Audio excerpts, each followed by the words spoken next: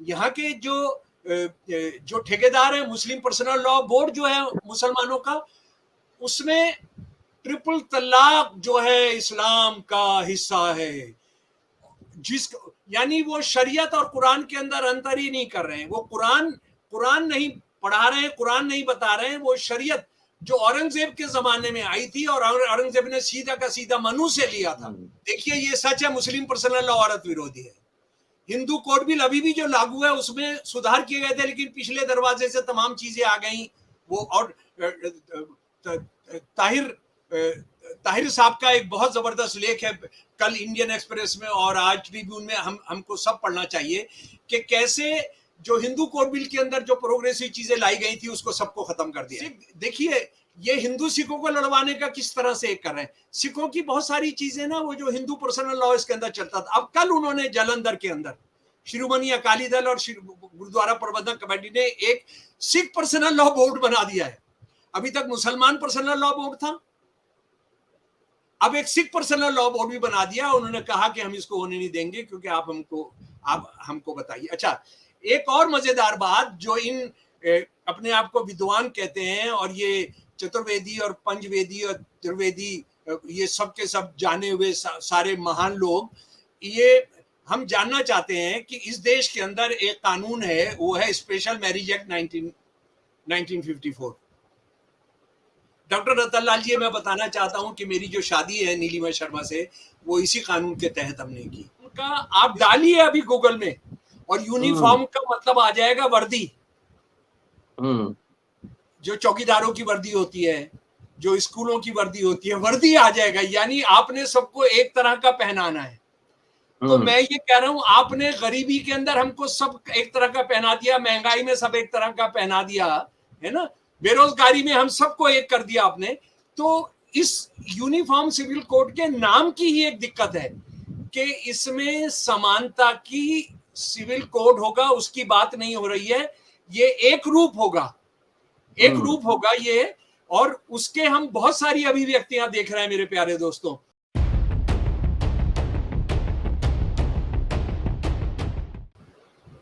संसद का मॉनसून सत्र शुरू होने वाला है और इस बार अनुमान है कि यूनिफॉर्म सिविल कोड पे चर्चा संसद के अंदर होगी या बिल पेश किया जाएगा। नेताओं की प्रतिक्रिया आ गई है। आम आदमी पार्टी, बीएसपी प्रमुख मायावती, कांग्रेस की तरफ से, तमाम दलों की तरफ से, लेफ्ट की तरफ से प्रतिक्रिया आ गई। इस बीच महाराष्ट्र में सरकार परिवर्तन हो चुका है, लेकिन यह एपिसोड यूनिफॉर्म सिविल कोड के ऊपर ही बेस्ड है और लगातार मैं एक सीरीज चला रहा हूँ, डिफरेंट इंटेलेक्चुअल से बात कर रहा हूँ कि इसके मर्म को समझिए कि यूनिफॉर्म सिविल कोड क्या है। कल एक एपिसोड में प्रोफेसर राम पुनियानी के साथ मैंने 4 नवंबर 1948 का अंबेडकर का एक वक्तव्य आपको पेश किया। आज मैं दूसरा वक्तव्य पेश करने वाला हूँ। दोस्तों, रतनलाल बोल रहा हूँ और आप देख रहे हैं अम्बेडकर नाम। इस विषय पर चर्चा करने के लिए शमसुल इस्लाम साहब साथ हैं, पूरी तैयारी के साथ हैं, और आप जब जानते हैं कि आते हैं तो बगैर फैक्ट और रेफरेंस के नहीं आते हैं। पूरी चर्चा करूंगा, लेकिन सिद्धार्थ कॉलेज में छात्र पार्लियामेंट को संबोधित करते हुए 11 जनवरी 1950 को अंबेडकर ने एक लंबा भाषण दिया और उस भाषण का टाइटल है हिंदू कानून को सिलसिलेवार बनाना होगा। वॉल्यूम हिंदी के वॉल्यूम 40 में है और पेज नंबर 152 से लेकर 159 तक है। उसमें से सिर्फ 2 लाइन में आपको पढ़ता हूं और उसके बाद सीधे शमसुल साहब के पास चलेंगे। वो लिख रहे हैं, क्या कह रहे थे अपने भाषण में कि कानून का हमेशा धीमे धीमे विकास होता है, वास्तविक स्थितियों से वह पैदा होता है। इसलिए हिंदू कोड एक नए सिविल कोड की पहली पायदान है। हिंदू कोड बिल, जिसपे डॉक्टर अंबेडकर ने रिजाइन दिया था, कि हिंदू कोड नए सिविल कोड की पहली पायदान है। इसलिए आज हिंदू कोड का संहिताबद्ध कोडिफिकेशन करना जरूरी है। उसके बाद हम मुसलमान आदि अल्पसंख्यकों के पास जाकर उन्हें इन सुधारों के दिशा में अवगत कराएंगे। लेकिन मेरे हाथ में जब तक कुछ मुद्दे नहीं होंगे, तब तक क्या नया सिविल कोड बनाना संभव होगा? मैं इन बातों पर विरोध करने वाले एक बार जरूर सोचें, हिंदुओं के साथ पक्षपात करने का कतई उद्देश्य नहीं है। अपने सिविल कोड के लिए आवश्यक भूमिका तैयार करना मात्र उद्देश्य है। वो कह रहे हैं कि अगर यूनिवर्सल सिविल कोड आएगा तो ये आसमान से नहीं उतरेगा, स्वर्ग से नहीं आएगा, यही इवॉल्व करेगा, over a period of time evolve करेगा। क्या ऐसी स्थिति आई है 75 सालों में, और खास तौर से 10 साल में जिस तरह से माइनॉरिटीज को लेकर सरकारों का रवैया रहा है, क्या समझा जाए? सीधे चलते हैं शमसूल साहब के पास, उन्हीं से अब समझने की कोशिश करते हैं। इनिशियल बैकग्राउंड मैंने बना दिया। स्वागत है सर, जय भीम। जी, जय भीम, इनकलाब जिंदाबाद। बहुत बहुत शुक्रिया। सर आपसे कई दिन के बाद मुलाकात हो रही है सर। आपको देखकर ताकत आ जाती है। अम्बेडकर नामे में बैठकर और अच्छा लगता है। तो बहुत ज़रूरी मुद्दा है। आपने महाराष्ट्र से बात शुरू की थी, उसमें एक चीज बहुत गौर करने लायक है डॉक्टर रतनलाल, कि जब शिंदे साहब आए थे तो शिंदे साहब के जो 30-40 लोग आए थे उसमें 20 पर ईडी के मुकदमे चल रहे थे। ये जो 9 लोग आए हैं इसमें 5 में बड़े गंभीर ईडी के मामले हैं, छापे पड़ चुके हैं इनके यहाँ, समझे आप? इनके बच्चों की गिरफ्तारियां हो चुकी हैं। तो एक ही रास्ता बचता है कि आप मोदी साहब के जहाज में बैठकर या तो बाहर चले जाइए, उस बच जाएंगे आप तमाम कानूनों से, और दूसरा ये है कि आप जो है बीजेपी को ज्वाइन कर लीजिए। और बीजेपी ने महाराष्ट्र में ये किया है कि उनकी जो एक स्थायी सरकार चल रही थी उसको उन्होंने डिस्टेबलाइज कर दिया है। यानी अब जो है 2 उप मुख्यमंत्री हो गए। अब ये 4 इंजनों की सरकार हो गई है। 4 इंजनों की सरकार हो गई है।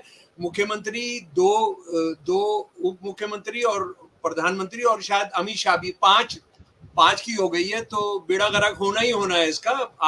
आप इसमें कितनी पार्टियों को तोड़ लें, कितना कुछ कर लें, उससे कुछ नहीं पता। लेकिन जरा सा हम आ जाएं जो बहुत गंभीर मसला है, और वो गंभीर मसला इसलिए बनाया जा रहा है यूनिफॉर्म सिविल कोड का कि क्योंकि आप रोटी रोजी के सवाल 80% जो हिंदू हैं उनके आप किसी मसले को हल नहीं कर पाए, उनके लिए कुछ नहीं कर पाए। प्रधानमंत्री यहाँ पर आए थे हमारी दिल्ली यूनिवर्सिटी के अंदर, उन्होंने ये नहीं बताया कि मैं भी इस यूनिवर्सिटी में पढ़ा था, हालांकि उनकी डिग्री है इस यूनिवर्सिटी की। और जब वो यूनिवर्सिटी में आए हुए थे तो मैं एक पेंशनर हूँ दिल्ली यूनिवर्सिटी का, मैं एक एसोसिएट प्रोफेसर के तौर पर रिटायर हुआ, मैं एक प्रिंसिपल के तौर पर दिल्ली सत्यवती कॉलेज से रिटायर हुआ। 2 महीने से पेंशन नहीं मिली है। 2 महीने से पेंशन नहीं मिली है, जिसको पेंशन को रोकने वाले को जेल दिया जा सकता है। 80% जो लोग टीचर पढ़ा रहे थे, वो जो पिछली आंधी आई है जिसमें सारे आरएसएस के और हिंदुत्व के लोग लगाए गए हैं, जो जवान लगे थे 10 साल 12 साल पहले, वो अधेड़ उम्र होकर निकाल दिए गए। जो अधेड़ उम्र होकर निकले थे वो बूढ़े होकर निकाल दिए गए। और किस तरह से भर्तियां हुई हैं वो सब हमने देखा है। प्रधानमंत्री के बाद उसका कोई जवाब नहीं था। और मेरे प्यारे दोस्तों, आप ये यूनिफॉर्म सिविल कोड पर भी बात करेंगे, लेकिन सारे देश में हर आदमी का सत्यानाश इन्होंने कर दिया। यूनिफॉर्मली सत्यानाश कर दिया। उस पर चर्चा नहीं हो रही है, उस पर चर्चा तरीके से, जी हाँ, नहीं, समरूप तरीके से। जी।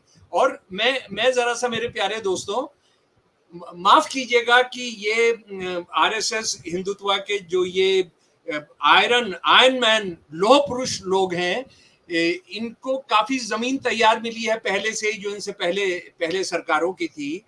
बात यह है कि ये जरा इसको समझ ले, यूनिफॉर्म क्या होता है। यूनिफॉर्म का आप डालिए अभी गूगल में, और यूनिफॉर्म का मतलब आ जाएगा वर्दी। जो चौकीदारों की वर्दी होती है, जो स्कूलों की वर्दी होती है, वर्दी आ जाएगा। यानी आपने सबको एक तरह का पहनाना है। तो मैं ये कह रहा हूं, आपने गरीबी के अंदर हमको सब एक तरह का पहना दिया, महंगाई में सब एक तरह का पहना दिया है ना, बेरोजगारी में हम सबको एक कर दिया आपने। तो इस यूनिफॉर्म सिविल कोड के नाम की ही एक दिक्कत है कि इसमें समानता की सिविल कोड होगा, उसकी बात नहीं हो रही है। ये एक रूप होगा ये, और उसके हम बहुत सारी अभिव्यक्तियां देख रहे हैं मेरे प्यारे दोस्तों। मोदी जी जब भी बाहर जाते हैं, मोदी जी जब भी बाहर जाते हैं सिर्फ गीता देते हैं। अभी हरियाणा के अंदर जितने आईएएस, आईपीएस, आईएफएस में बच्चे गए हैं, उसमें खट्टर साहब ने उनको डिनर कराया और उसमें सबको गीता दी है। उसमें मुसलमान भी थे, उसमें बौद्ध भी थे, उसमें सिख भी थे, उसमें ईसाई भी थे, पर गीता से आगे बात बढ़ती नहीं है। तो ये एक एक दर्शन, एक रास्ता, एक कलर वाला जो है ये यूनिफॉर्म सिविल कोड अब उनको याद हो रहा है। अब हम आ जाए, ये क्या मंशा है उसकी, डॉक्टर रतन लाल जी, उसको जरा सा समझ लें। ये इनको जो पागलपन या जो भी इन पर सवार है, वो सवार ये है कि मुसलमानों को सीधा करना है, मुसलमान मर्दों को सीधा करना है। मुसलमान सबसे बड़ा खतरा है समानता और एकता के लिए। और वो इस बात को भूल जाते हैं कि हिंदू समाज कितना बटा हुआ है। जिस हिंदू समाज की ये बात कर रहे हैं, मैं बात शुरू करना चाहता हूं कि हमारे देश के अंदर मुख्य तौर पर हिंदुओं के नववर्ष क्या होते हैं। ये जो समान रूप समानता, समान की बात कर रहे हैं। बंगाल के अंदर पोहेला बोईसाख होता है ये, और ये इस साल 15 अप्रैल को था। गुजरात में इसको बेस्टू वर्षा या वर्षा प्रतिपाड़ा कहते हैं। ये इस बार 25 अक्टूबर को था। महाराष्ट्र में ये गुड़ी पड़वा कहते हैं, ये इस बार 2023 में 22 मार्च को था। पंजाब में इसको बैसाखी कहते हैं, जहां पर ये बड़ा सेकुलर है, लेकिन इसको हिंदू वर्ष भी कहा जाता है पंजाब हरियाणा का। ये अप्रैल 13 को होता है जी। तेलुगु जो नव वर्ष है उगाड़ी कहते हैं, ये 22 मार्च 2023 को होता है। मलयाली नव वर्ष जो है हिंदुओं का, वो विशु होता है, अप्रैल 14-15 को होता है ये हर साल। तमिल पुथांदू अप्रैल 14 2023 को होता है। राजस्थान में 3-4 तरह से मनाया जाता है। मारवाड़ी लोग इसको दीपावली के दिन को नया वर्ष मनाते हैं। तो भाई आप सबसे पहले ये तय करिए कि 80% जो इस देश के रहने वाले हैं, हिंदू हैं, उनका सबका एक नव वर्ष होगा, ये अलग अलग नहीं होगा। हिंदू वर्ष की जो गिनती होती है उसमें भी 2-3 तरह के वर्षों की गिनती है। तो आप किसको एक रूप करेंगे, आप किसको एक साथ करेंगे? अच्छा, आप मुसलमानों को आप सीधा करना चाहते हैं। मुसलमानों को आपने कर दिया कि जनाब ट्रिपल तलाक जो है वो गैर कानूनी होगी।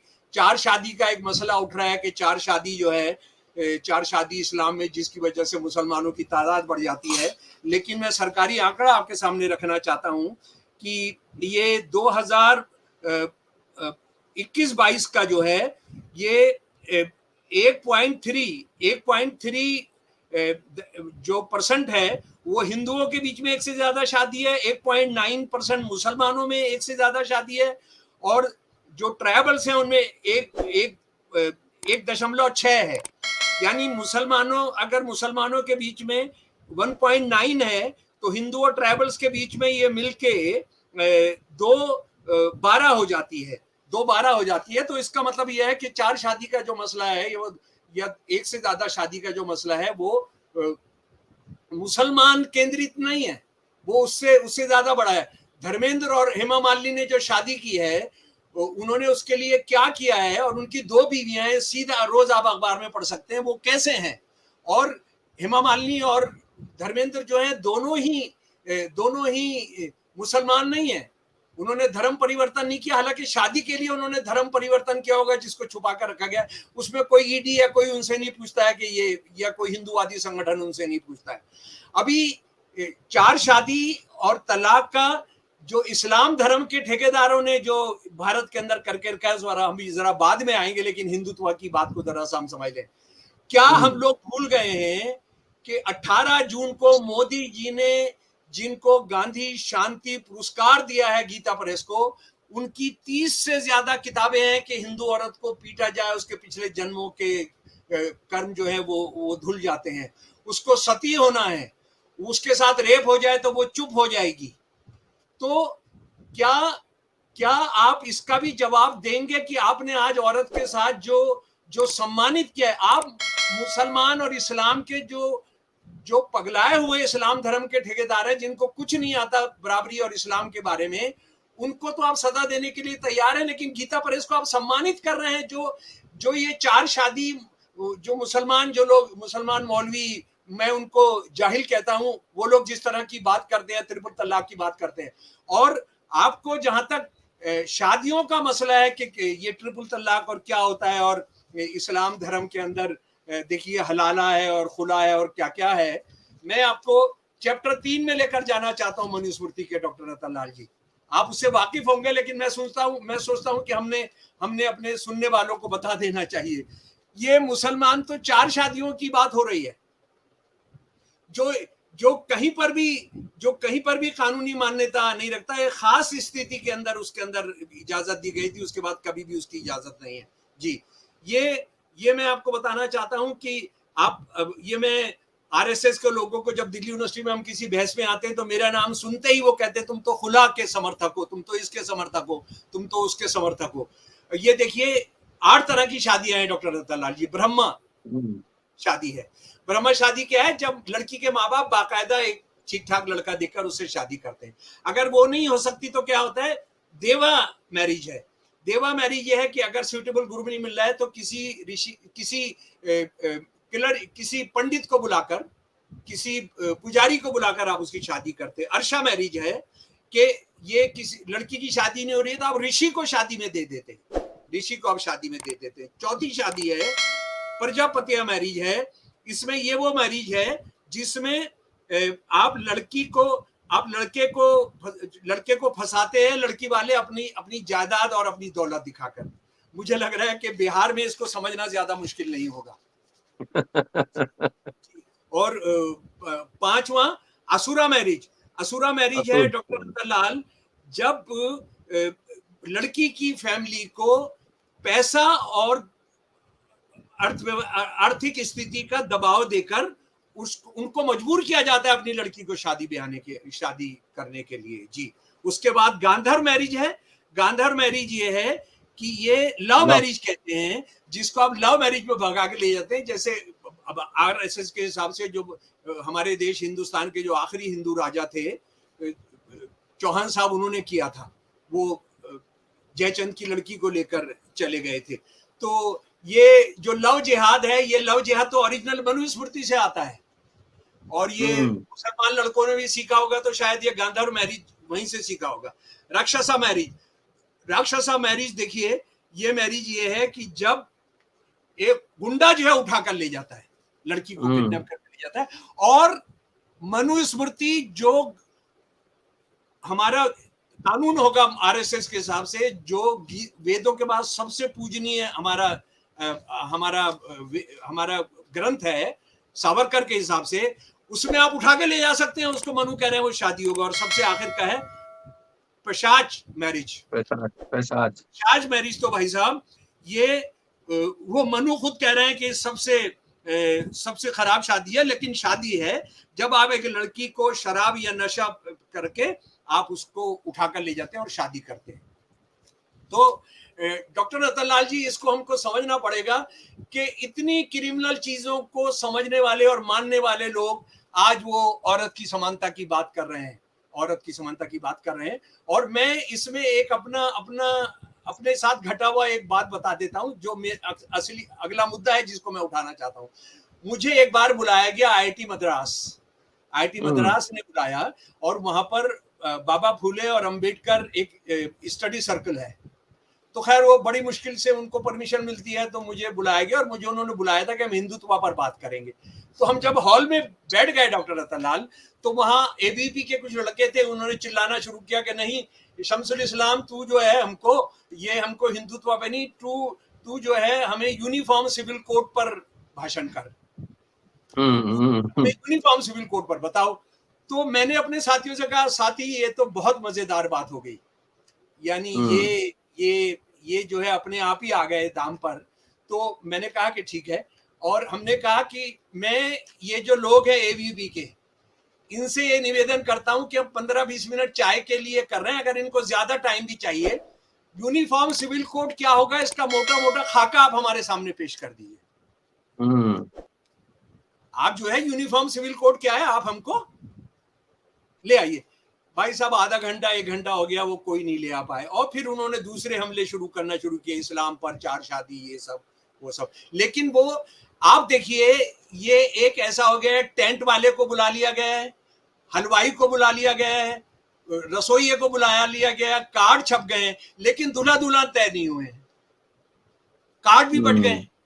अरे भाई बताओ तो सही क्या है, बताओ ना। आप जो है, जो उत्तराखंड की जो कर रहे हैं, उत्तराखंड की सरकार और बीजेपी आरएसएस की जो सरकार है, वो अंकिता भंडारी को नहीं बचा पाए, लड़कियों को नहीं बचा पाए, उनको देखिए कितनी चिंता हो रही है, और वो नहीं करें, उसका ड्राफ्ट तो ले आए ना। यही सवाल आज सिख उठा रहे हैं, यही सवाल ट्राइबल्स उठा रहे हैं, ट्राइबल्स का जो हमारे देश का सबसे बड़ा संगठन है वो कह रहे हैं। और उसके बाद सिख देखिए, ये हिंदू सिखों को लड़वाने का किस तरह से कर रहे हैं। सिखों की बहुत सारी चीजें ना, वो जो हिंदू पर्सनल लॉ इसके अंदर चलता था, अब कल उन्होंने जालंधर के अंदर शिरोमणि अकाली दल और गुरुद्वारा प्रबंधन कमेटी ने एक सिख पर्सनल लॉ बोर्ड बना दिया है।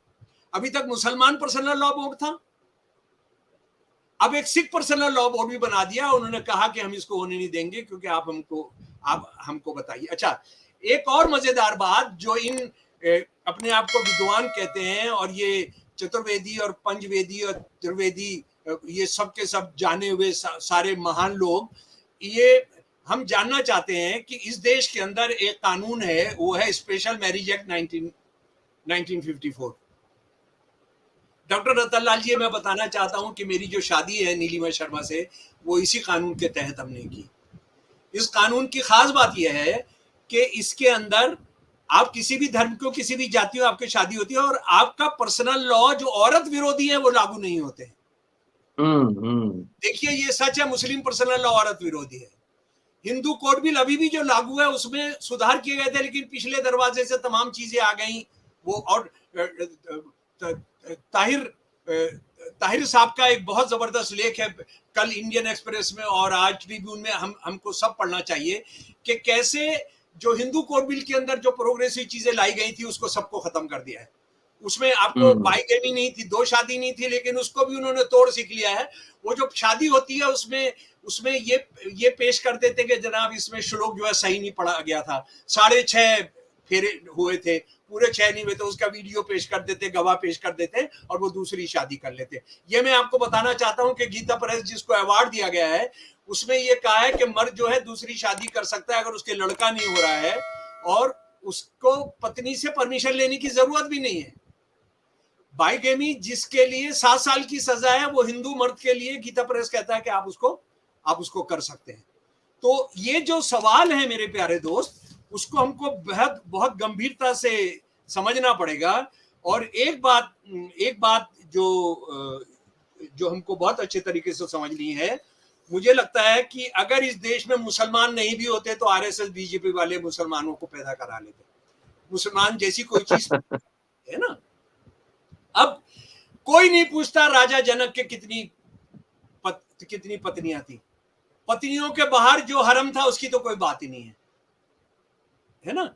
उसके बाद कृष्ण जी के बड़े प्यारे हैं, बहुत अच्छे हैं, घर घर के अंदर बच्चियां भी, सब लोग भी बहुत प्यार करते हैं, उनको पूछते हैं, उनकी तस्वीरें रहती हैं। उनकी कितनी पत्नियां थी और कितनी पटपत्नियां थी उसका कोई हिसाब किताब नहीं है ना। उस पर हम कभी चर्चा नहीं करते हैं।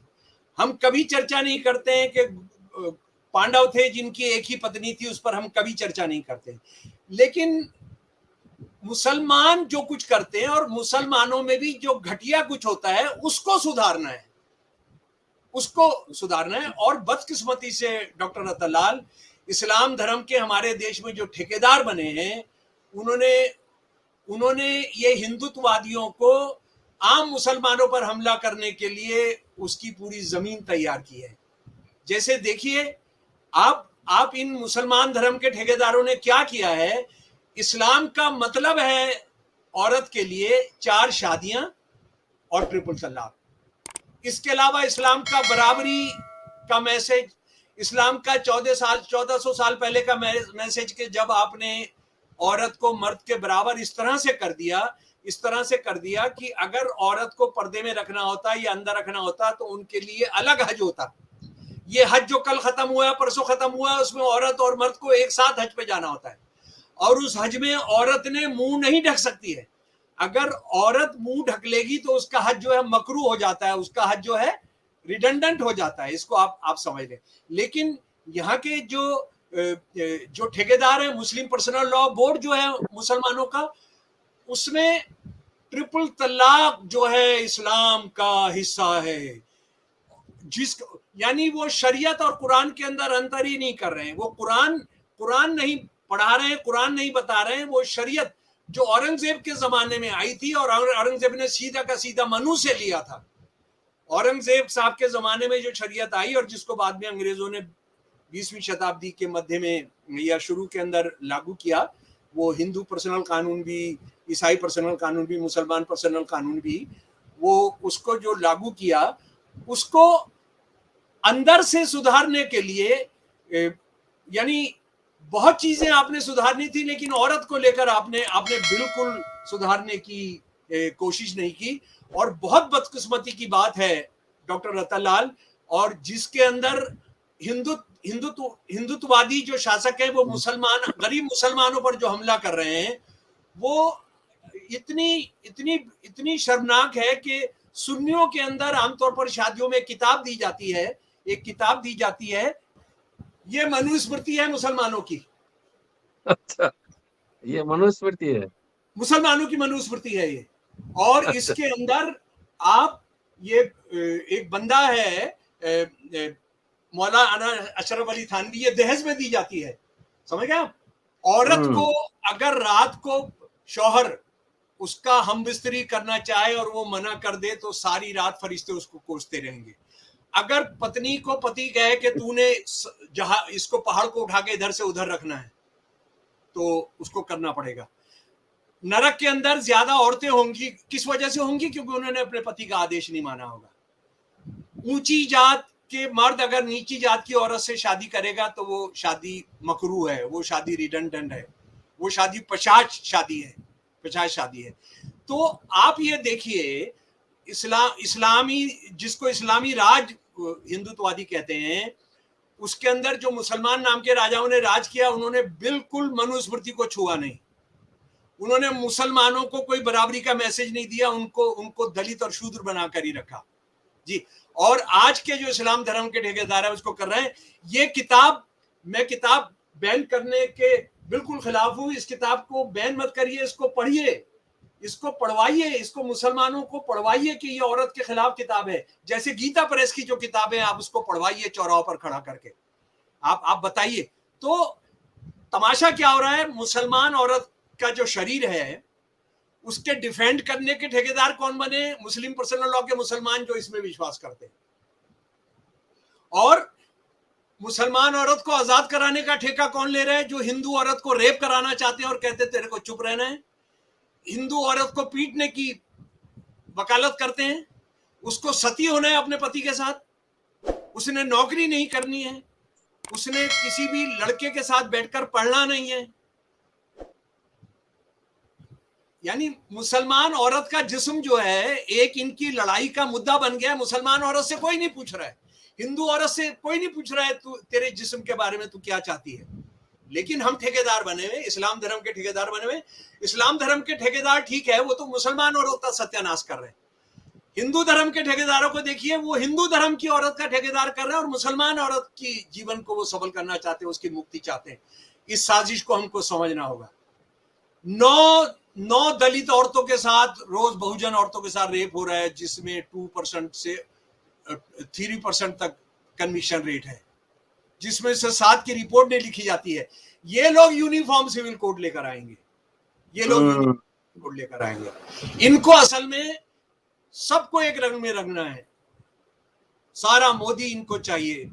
लेकिन अमित शाह फिर क्या करेंगे थोड़े दिन के बाद पता नहीं, है ना। इनको लोह पुरुष चाहिए, इनको मनुस्मृति चाहिए, इनको सिर्फ गीता चाहिए, इनको चाणक्य की किताब चाहिए।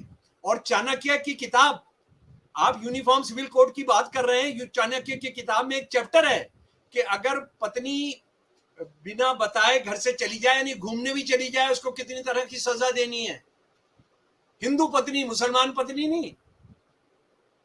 तो मेरे प्यारे दोस्तों, ये जो सारे सवाल उठ रहे हैं इसलिए उठ रहे हैं कि मणिपुर मुद्दा ना बने, महंगाई मुद्दा ना बने, इतनी भयानक बाढ़ आई हुई है रेप्स की सारे उसके अंदर, महंगाई का देखिए, नौकरियां खत्म है।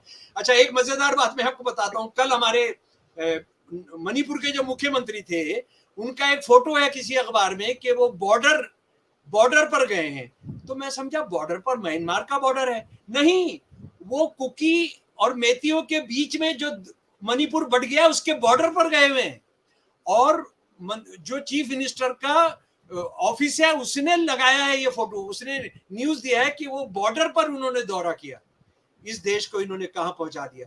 हम तो जानते थे भारत पाकिस्तान का बॉर्डर होता है, हम तो जानते थे भारत नेपाल का बॉर्डर होता है, हम जानते थे भारत चीन का बॉर्डर होता है, भारत म्यांमार का बॉर्डर होता है। ये मणिपुर के अंदर बांट कर इन्होंने बॉर्डर बना दिए और सारे देश को ये बराबरी करेंगे, यूनिफॉर्म करेंगे ये जी। तो बुनियादी सवाल ये है, आप यूनिफॉर्म, आप स्पेशल मैरिज एक्ट को लागू कर दीजिए, कुछ नहीं करना है आपने, 1954 के उसको लागू कर दीजिए जी, और उसके अंदर सारे मसले हल हो जाएंगे। क्योंकि उसमें शादी तलाक, उसमें दहेज का मसला भी हल हो जाएगा, उसमें कोई पर्सनल लॉ नहीं चलेगा, जो कानून है, जो सेकुलर कानून है वो चलेगा। अरे भाई, आपके पास जेंडर जस्टिस वाला यूनिफॉर्म सिविल कोड नहीं, समानता वाला संहिता है, आप उसको लागू कर दीजिए ना। उसके तो सुबह से शाम तक आप पीछे पड़े रहते हैं, उसको आप कहते हैं कि इसमें सारा देश जो है हिंदू धर्म को खतरा हो रहा है, इस्लाम धर्म को खतरा हो रहा है, ईसाई भी उसके खिलाफ हैं, सिख धर्म के गुरु भी उसके खिलाफ है स्पेशल मैरिज एक्ट के तहत।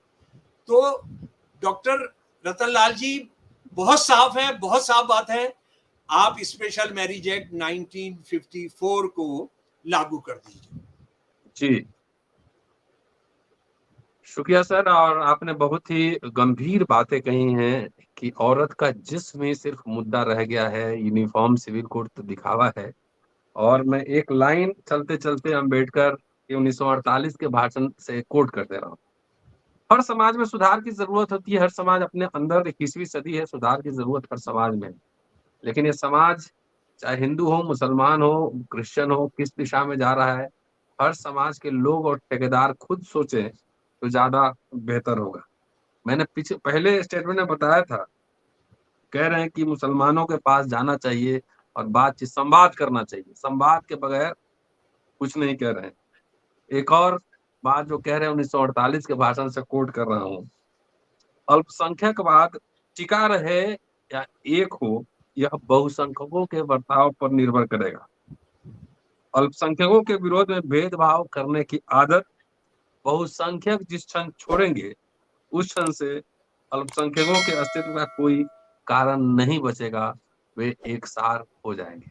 क्या बात, इसे खास तौर से जी जी जी डॉक्टर साहब, एक बात और, मैं, आप बात खत्म कर लें तो मैं लास्ट में हो एक गया बात बहुत इंपॉर्टेंट रह गई है जी। जी। देखिए, एक बड़ा अजीबोगरीब हो रहा है कि हिंदू पति अगर अपनी औरत को त्यागता है, वो सिविल मामला रहता है, वो क्रिमिनल मामला नहीं होता है।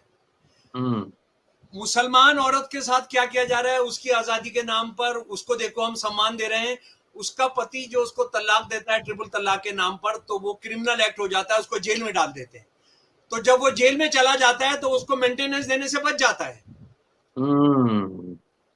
आप जानते हैं अभी क्या हो रहा है?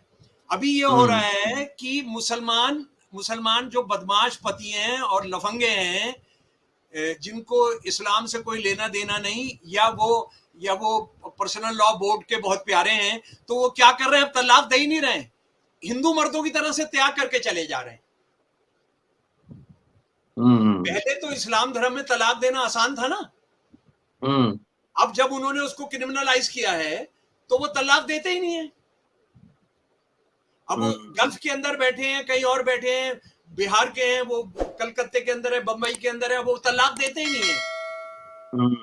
उन्होंने एक दूसरी महिला रख ली है, जो हिंदू भी कर रहे हैं।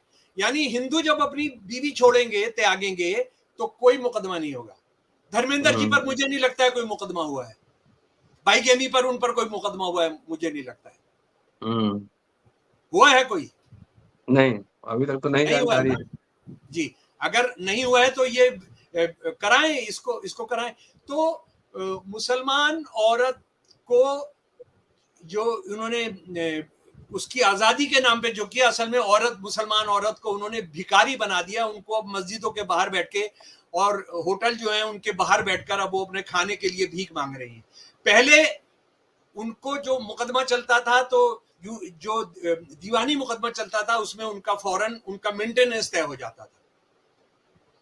और इस्लाम धर्म के ठेकेदार, उनमें से एक आदमी तो इतनी घटिया बात की कि इस्लाम धर्म में जो 4 शादी हैं उससे देखिए वो इधर उधर मुंह मारने से बच जाते हैं। तो मैंने उस वक्त में जो मुस्लिम पर्सनल लॉ के एक मौलाना थे उनको कहा तो आप अपनी बेटी को उससे ब्याहना जिसकी यहाँ 3 शादी हो चुकी हो, 4 शादी वाले से कराना, ताकि वो इधर उधर मुंह ना मारे। मतलब ये सड़े हुए दिमाग हैं इनके, और मुसलमान औरत का जो शरीर है वो इनके लिए एक क्या ये सिर्फ चुनावी मुद्दा रह गया है? ये नहीं, चुनावी मुद्दा तो ये नहीं बनेगा, ये चुनावी मुद्दा तो नहीं बनेगा। देखिए, अच्छा। आप मोदी जी कुछ भी कर ले, उनके पास मुद्दों की कमी होगी। आप उनका दिल्ली यूनिवर्सिटी का भाषण कीजिए, उनके पास कुछ थे नहीं, वो आंकड़े गिनवा दिए। आप मुझे एक बात बताइए, कर्नाटका में बजरंग दली के नाम पर वोट मांगने के बाद क्या उससे बड़ा कोई इशू बन सकता है? सिवाय इसके ये होगा कि ये हरियाणा पंजाब में अब ये इसके नाम पे सिखों को फिर एक जो सेकुलर किसान आंदोलन था, अब ये वहां पर एक धर्म, देखिए सिख धर्म संगठित होगा यूनिफॉर्म सिविल कोड के खिलाफ। ये कितने मोर्चे खोल देंगे। ये मणिपुर में जाके क्यों नहीं योगा करता है और योगा करके कहता है कि हम यूनिफॉर्म सिविल कोड के लिए योगा करिए। ये उत्तराखंड में क्यों हो रहा है, ये असम के अंदर क्यों नहीं करता है यूनिफॉर्म सिविल कोड। चलिए, शुक्रिया सर, आपने बहुत ही दिलचस्प जानकारी दी है। और मिला जुला के औरत का जिस्म ही मुद्दा है। पूरा वीडियो देखते रहिएगा, शेयर और जो सब्सक्राइब उसके करते रहिएगा। दुश्मन है वो उसको बचाने का झंडा उठाए हुए। जी, शुक्रिया सर, थैंक यू। जी। जय भीम।